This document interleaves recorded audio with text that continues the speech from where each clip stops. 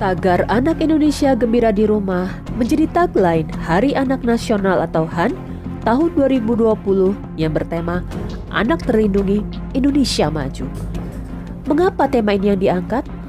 Kementerian Pemberdayaan Perempuan dan Perlindungan Anak menjelaskan dalam panduan Hari Anak Nasional 2020 bahwa berdasarkan Undang-Undang Nomor 23 Tahun 2002 tentang Perlindungan Anak, pemerintah mendapat amanat untuk melakukan segala kegiatan dalam menjamin dan melindungi anak atas hak-haknya agar dapat hidup, tumbuh berkembang, dan berpartisipasi secara optimal sesuai dengan harkat dan martabat kemanusiaan serta mendapat perlindungan dari kekerasan dan diskriminasi.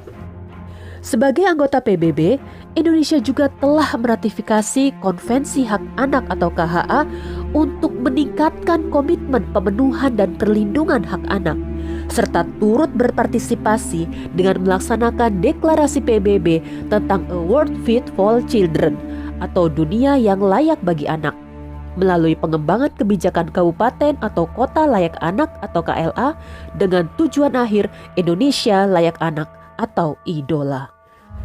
Namun, harapan memberi perlindungan pada anak agaknya masih jauh dari kenyataan.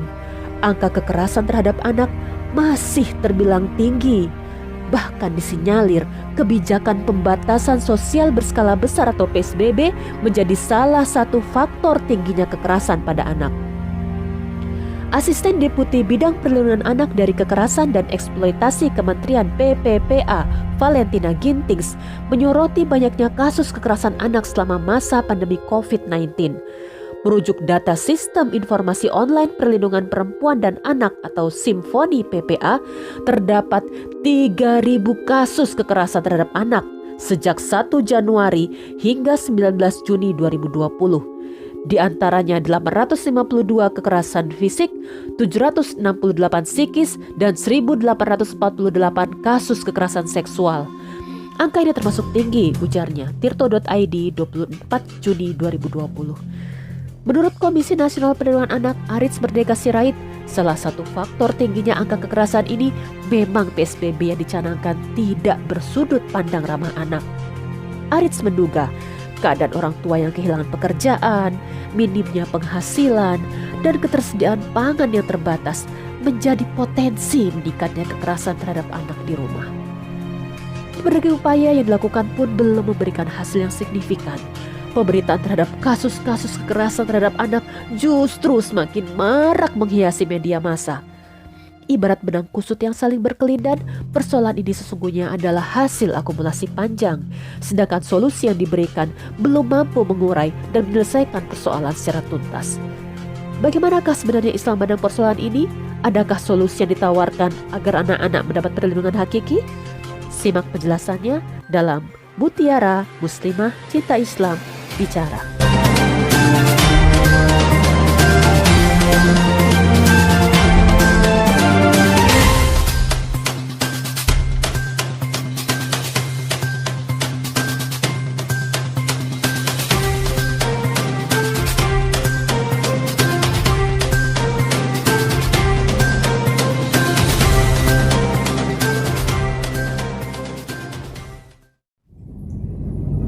Sahabat Muslimah Cinta Islam Lampung, apa yang menyebabkan persoalan kekerasan terhadap anak tak kunjung bisa diselesaikan dengan baik?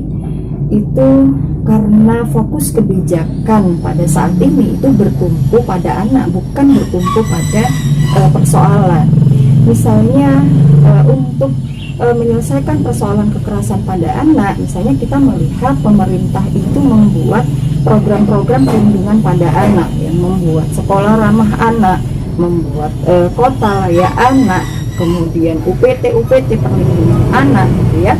Nah, yang ternyata pada kenyataannya kebijakan yang bertumpu pada anak ini tidak memberikan penyelesaian pada persoalan.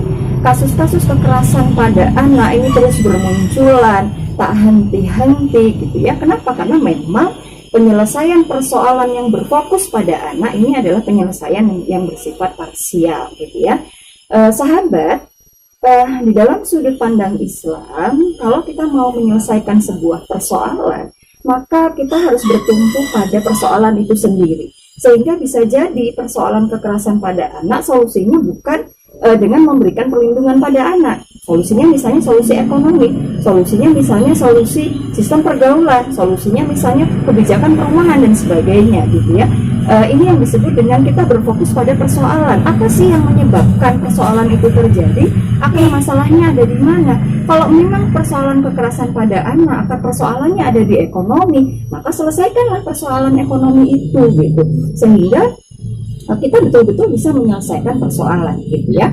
Dan kemudian kalau kita coba mengamati terhadap persoalan kekerasan pada anak, maka sebenarnya kita menemukan ada beberapa hal ya penyebab dari banyaknya atau tingginya angka kekerasan pada anak. Yang pertama misalnya kita jumpai kekerasan pada anak itu terjadi karena kesulitan ekonomi. Banyak sekali kasus-kasus penganiayaan anak yang disebabkan oleh orang tua yang depresi karena kesulitan ekonomi. Kemudian ada juga kasus-kasus kekerasan yang terjadi pada anak akibat pergaulan yang bebas yang dilakukan oleh pasangan, terjadi perselingkuhan, kecemburuan di sana, yang kemudian itu dilampiaskan pada anak. Kemudian kita juga menemukan misalnya kekerasan seksual pada anak itu terjadi akibat maraknya pornografi dan porno aksi, akibat merajalelanya minuman keras. Kemudian kita juga menemukan kasus-kasus incest misalnya, itu disebabkan oleh rumah yang tidak layak.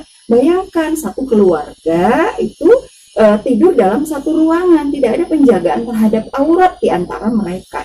Kemudian juga kita menemukan juga kasus-kasus incest yang disebabkan oleh istri yang bekerja ke luar negeri, bekerja ke luar daerah gitu ya, demi untuk mendapatkan ekonomi gitu. Jadi dan sebagainya gitu ya, kita menemukan banyak persoalan-persoalan kekerasan pada anak yang justru akarnya bukan pada anak itu sendiri gitu ya. Sehingga berapapun banyaknya pemerintah membuat program perlindungan pada anak, mau bikin sekolah ramah anak, mau bikin kota layak anak, mau membuat UPT yang memberi perlindungan pada anak, mau membuat rumah-rumah aman bagi anak, sepanjang akar persoalan yang menyebabkan terjadinya kekerasan pada anak ini tidak dituntaskan, tidak diselesaikan, maka sepanjang itu pula persoalan kekerasan pada anak ini akan terus terjadi. Nah, sehingga penting bagi kita untuk menyelesaikan persoalan yang menjadi akar dari munculnya persoalan kekerasan pada anak. Kita membutuhkan sistem ekonomi yang menyejahterakan, kita membutuhkan sistem yang mampu menjamin perumahan rakyat itu dalam kondisi layak. Kita membutuhkan sistem yang tidak membuat pornografi dan porno aksi merajalela, miras merajalela gitu ya. Kita membutuhkan sistem itu, dan sistem semacam itu hanyalah sistem yang datang dari Allah Subhanahu wa Ta'ala, yaitu sistem Islam.